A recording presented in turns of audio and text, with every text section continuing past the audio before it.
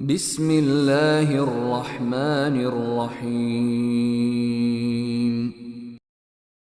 من يطع الرسول فقد أطاع الله، ومن تولى فما أرسلناك عليهم حفيظا.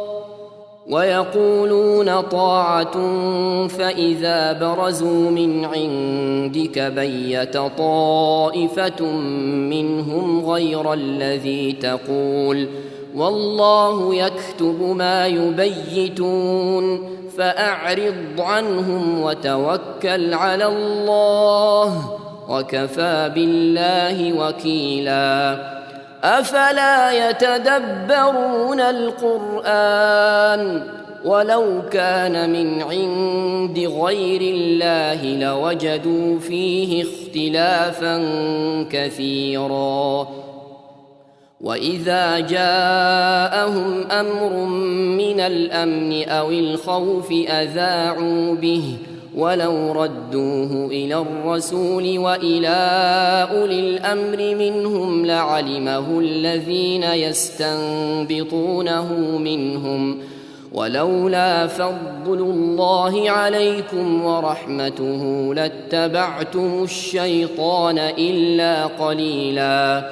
فقاتل في سبيل الله لا تكلف إلا نفسك، وحرض المؤمنين، عسى الله أن يكف بأس الذين كفروا، والله أشد بأسا وأشد تنكيلا.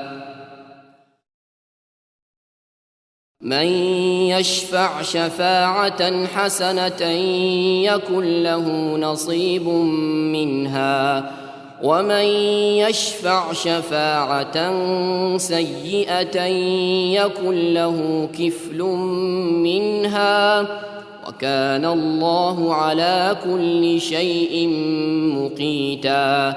وإذا حييتم بتحية فحيوا بأحسن منها أو ردوها، إن الله كان على كل شيء حسيبا. الله لا إله إلا هو ليجمعنكم إلى يوم القيامة لا ريب فيه، ومن أصدق من الله حديثا.